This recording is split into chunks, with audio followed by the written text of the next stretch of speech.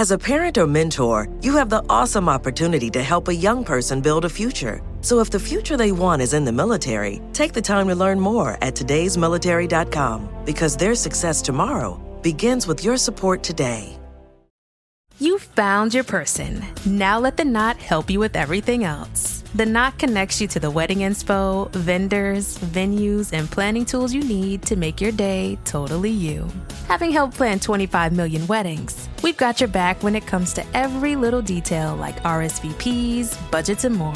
Because your wedding comes to life with the connections that matter the most. Get started at theknot.com/audio. The Knot. Let's plan your wedding together.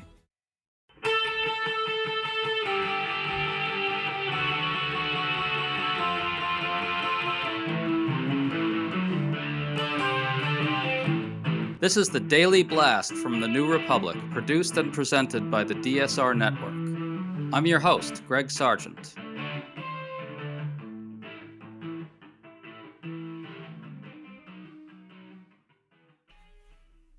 As Elon Musk's takeover of the federal government continues, Representative Jamie Raskin has been sounding a particularly urgent alarm about what's happening.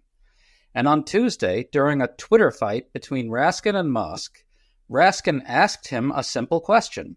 As someone who supposedly works for the government now, will he submit to basic financial disclosure and conflict of interest rules and norms?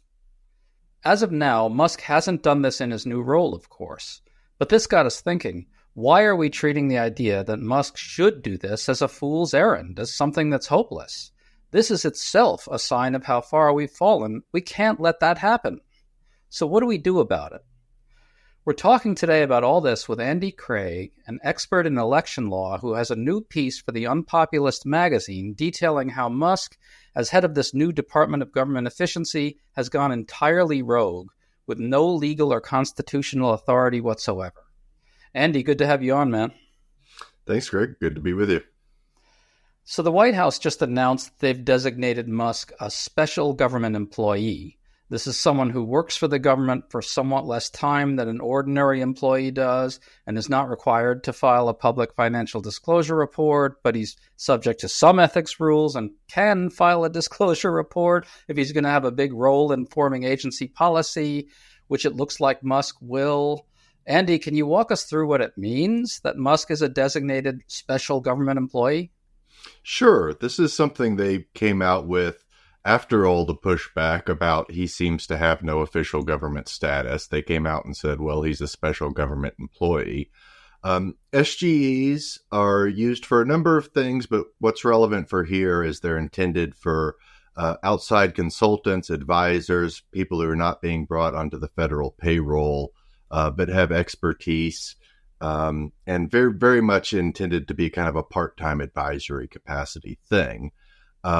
As an SGE, he is not subject to the full mandatory reporting requirements for his financial disclosures and conflicts of interest like other federal employees are, but he is subject to this kind of nebulous, if he has a major policy role, then it becomes mandatory. And exactly what that means and what triggers it is very fuzzy.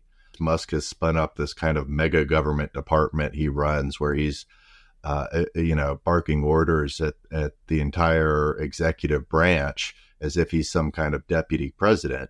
That's very much not what an SGE is. If I understand this correctly, the essence of this is that an SGE is not someone who has a whole lot of influence. It's someone who's, in a consulting role, an advisory role, a bit of an outside role. But here we've got Musk clearly shaping agency policy pretty deeply. He's got his hands on the Treasury Department's payment systems. He says he's shutting down the U.S. Agency for International Development with Trump's assent. He's talking about mass buyouts for federal workers. Is there any way that this has anything at all in common with what an SGE is supposed to be? Not at all. And in fact, it goes so far as to say this would be the kind of thing that is well outside even being a regular government employee. This is the kind of thing where you have to be a constitutional officer within the meaning of the Constitution's appointments clause.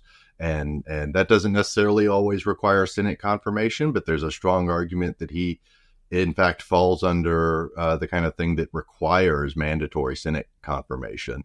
But at the very least, he is far beyond any kind of, we brought in this guy who works at a think tank or some private company, we're getting his advice on this thing. That is not what's going on here. And calling him an SGE is a fig leaf of a pretense. So generally speaking, Congressman Jamie Raskin has been particularly forceful on how lawless this all is. Listen to this. Elon Musk, you may have illegally seized power over the financial payment systems of the United States Department of Treasury, but you don't control the money of the American people. The United States Congress does that under Article 1 of the Constitution. And just like the president, who is elected to something, cannot impound the money of the people, we don't have a fourth branch of government called Elon Musk. And that's going to become real clear. Andy, that's basically the size of it, wouldn't you say? Raskin kind of nails it there. Yeah, and Jamie Raskin is, himself a constitutional law expert. He's one of the ones that very much gets this stuff the best on Capitol Hill, and he's worth paying attention to. The fact that Musk is directly exercising apparent control and authority over executive branch departments is the key thing. Elon Musk was not elected president. He was not appointed to any office that has any legal powers. The Department of Government Efficiency was this thing they kind of spun up out of a rebranding of the IT advisory service within the executive office of the president. And of course, this is so wildly far beyond what kind of role that was intended to have. But I mean, it's to the point, and we've seen confrontations about this, like actual physical confrontations at these agencies and departments between, he sends these kids in many cases. I mean, that's one thing, is these are 19, 20, 21-year-old kids claiming they have authority to access all these things and to, take over these computer networks and shut people out of them and tell people to go home. And they should be refusing. I mean, if Donald Trump wants to come in through regular channels and exercise his constitutional executive authority, that's something he can do. But, Elon Musk is not that. He is not in anybody's chain of command. Certainly not. Although Trump seems to be saying, I've got control over him. It's bullshit. So Musk himself was really ticked off by that Raskin riff. On Twitter, Musk offered this convoluted theory that Raskin is actually taking in U.S. foreign aid money via kickbacks and bribes from U.S. lobbying firms. It's nutty shit. Raskin pointed out right away that this is nonsense. Then Raskin said, as a special government employee, Musk's financial reports should be public too. And Raskin pointed out that Musk's companies enjoy enormously lucrative federal government contracts. Now, again, to go back to what you said earlier, it's not clear what's required of Musk, but this is a good takedown from Raskin, right? If Musk is so interested in public servants not getting bribed, then shouldn't he want to meet basic disclosure norms? I mean, that's his whole shtick. It's all about cleaner government. Absolutely. Through SpaceX and some of his other concerns, but primarily SpaceX, Musk rakes in hundreds of millions of dollars in federal government contracts. And that is the kind of thing where you would normally try to maintain a pretty clear wall of separation. Like, even if he's going to be coming in and advising some things, he has to disclose what his conflicts are, and he has to avoid anything to do with them. And there's no indication that's happening. And in fact, Raskin is right to highlight this fact that he has not even filed the disclosure. As far as we know, he hasn't even received the waiver, which is an option that's possible in some cases. You can have a waiver when it's well justified and all the rest of it, but you have to at least go through the process. I mean, it's hard to imagine anybody on earth probably who would have more conflicts of interest in rooting around in the fiscal payment system of the federal government and acting with apparent authority to issue, as if they were from the president, orders to the entire government. Well, just to be clear on what you're saying here, a waiver is something that Musk could be granted that would let him shape agencies that could potentially take actions that affect his financial interests via those government contracts. The Times reports that the White House isn't saying if Musk has been granted this waiver. And the Times also quotes ethics lawyers saying that it's hard to see how such a thing, a waiver like this, could be structured even if he had one to cover Musk, given how much he's doing right now inside the federal government. Raskin pointed this out as well, challenging him to say if he's been given such a conflict of interest waiver. Bottom line, Andy, it seems to me, is we just don't know how Musk's activities are impacting his bottom line. And we don't know if he's got a conflict of interest waiver or not. Do we? Do we know any of this? No, there's been a total lack of transparency. I mean, we went on nearly 2 weeks before even hearing this he's a special government employee stuff. On February 12th, the New Republic's Michael Tomasky, Timothy Noah, and myself, Greg Sargent, will host a New Year event, America in Crisis, Navigating the Dark Road Ahead. With the new administration in place, this event will bring together influential political figures such as Jared Bernstein, Jamie Raskin, Benny Thompson, Olivia Troy, Mark Zaid, and more to explore what we can expect in the months ahead. The event will be live and live-streamed from the Atlas Performing Arts Center in D.C. Tickets are available free at atlasarts.org/events. There are some exciting changes underway at the DSR Network, and we're so happy to share them all with you. In response to requests from our listeners, we're making it easier to find the podcasts you want where you want. Starting February 1st, We're All Gonna Die Radio, Words Matter, and Above Average Intelligence will be available exclusively in their individual podcast feeds. We're also revamping some of our shows with new logos and new looks, so stay tuned. To find the exclusive feeds for each show, click the link in the show description. And to support our work here at the DSR Network, and to get exclusive benefits like an ad-free listening experience, exclusive content, access to our Discord community, and more, please consider becoming a member. Use code DSR2025 to get 40% off your membership sign-up at thedsrnetwork.com/buy. That's code DSR2025 at thedsrnetwork.com/buy. Thank you and enjoy the show.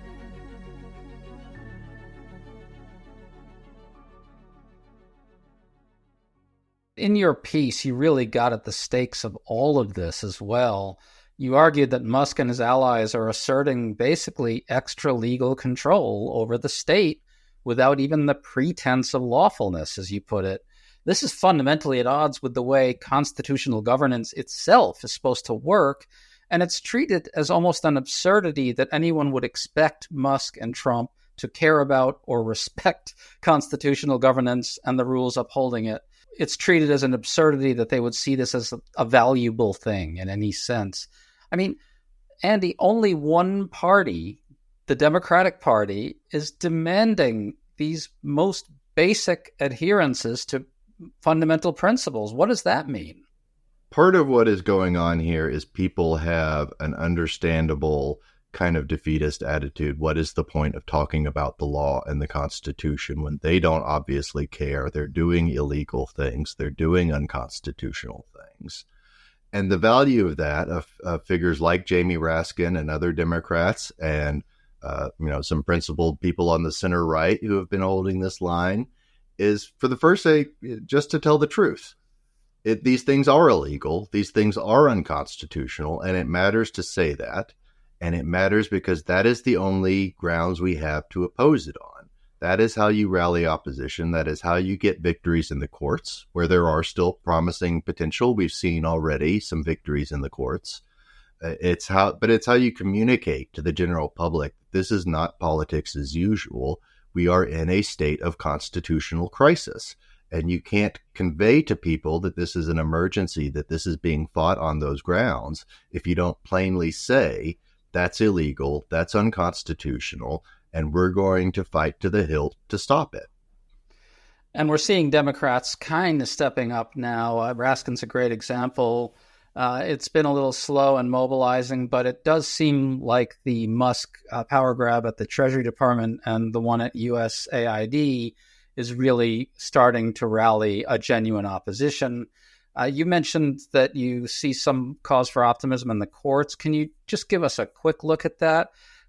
You can actually see a way in which the courts stop some of this. The unconstitutional illegal spending freeze, the OMB memo, that was blocked. I can't see that ever succeeding. There's now a lawsuit by a group of unions who represent federal workers who are challenging Musk's power grab at the Treasury Department. There will be more, I think. Is there a scenario where some of this actually gets stopped? Absolutely. We saw immediately a Reagan appointee block the order purporting to revoke birthright citizenship. And he did so in no uncertain terms. He said, this is the most unconstitutional thing I've ever seen. And he chewed out the DOJ lawyer there trying to defend it in a way that implicitly but very strongly invoked Nuremberg. Those are not words that a federal judge throws around lightly. And like I said, that was a Reagan appointee. But there are, throughout the courts, we've seen immediate victories. Several district courts have entered restraining orders against the spending freeze. We're seeing just today a lawsuit was filed by the FBI Agents Association and a bunch of anonymous FBI agents as John Does, challenging the purge, the nakedly political purge of people who are in not political appointees, but civil service jobs that have civil service protections. At the FBI. At the FBI. And I mean, we haven't had a court order on that one yet, but it's likely one will come.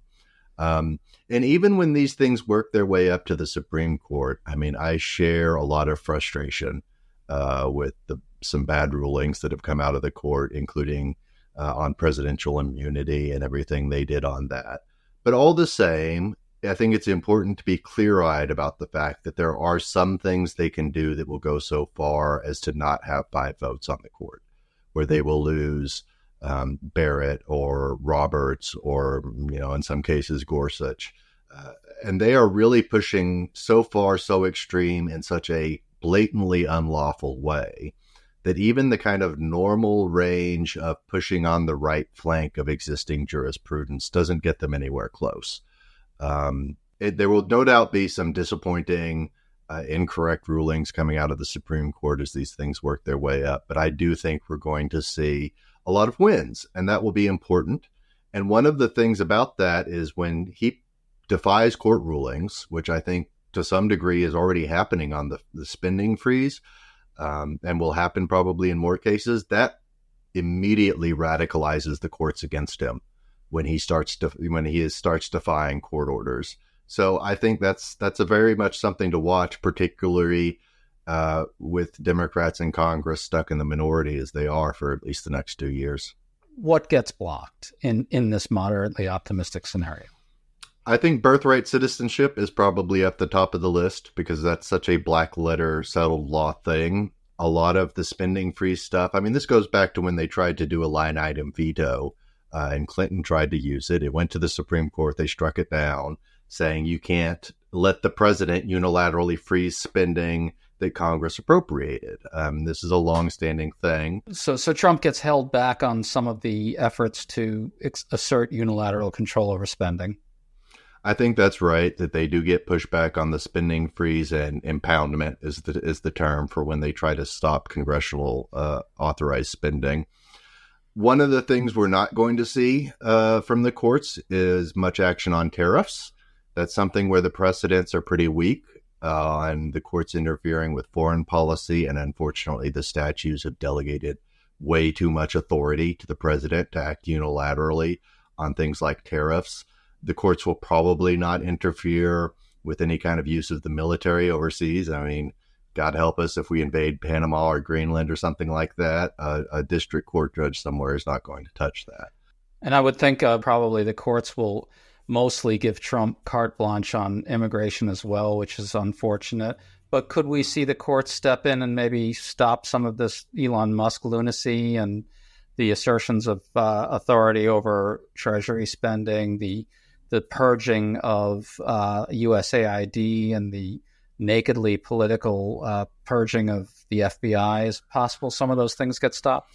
It's possible some of the Musk and Doge activities get stopped. They're in a very gray area where there's very few precedents, and what they're exactly doing and the chains of legal authority they're claiming are so unclear that it's highly uncertain. That's in the middle. We'll have to see how that goes when it comes to the courts. Some of these things have a much stronger argument. The civil service protections against getting fired, like the FBI lawsuit, and this I expect we'll see from USAID employees also. That's on stronger footing.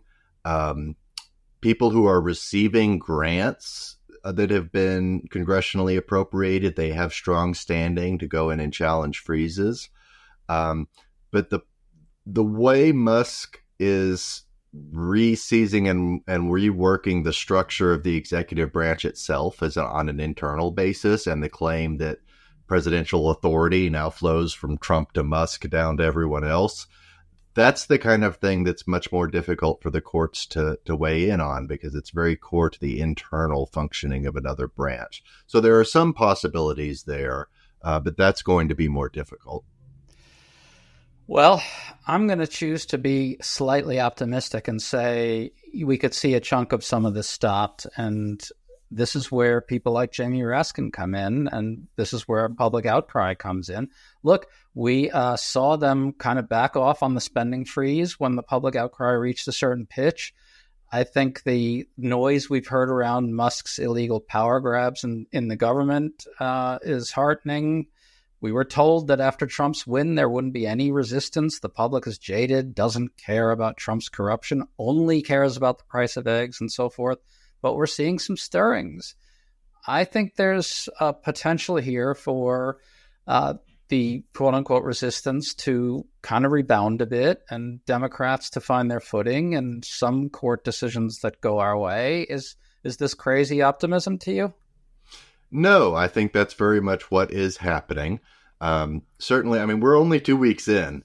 As much as I'm eagerly urging Democrats and everybody to stand up and fight as hard as they can, these institutional norms don't turn on a dime, and we're asking these people to respond in emergency circumstances in a matter of days, sometimes hours. So, but there is indication that the overreach, that they're pushing so hard so fast, that it is encouraging and fueling the backlash, both from institutions and political actors and from the general public. And so as we move forward, there will be a stronger public resistance. There will be stronger institutional resistance. Remains to be seen if it will be enough, but it is going to start happening more. And I think Democrats have been hearing the message. People are blowing up the phone lines of senators and members of Congress, not hyper left-wing activists, normal Democratic voters have been angrily demanding that they fight harder. And they're hearing that, and they are starting to adjust to it. So I think it's important to keep up that drumbeat. I think it's important to call out these things as illegal and unconstitutional, because that's the way we get to the best case scenario for how this ends. 100%. It's not over yet, man. We're still in this thing. Andy Craig, it was really good to talk to you, man. Excellent. Thank you. It was very good to be here. You've been listening to The Daily Blast with me, your host, Greg Sargent. The Daily Blast is a New Republic podcast and is produced by Riley Fessler on the DSR Network.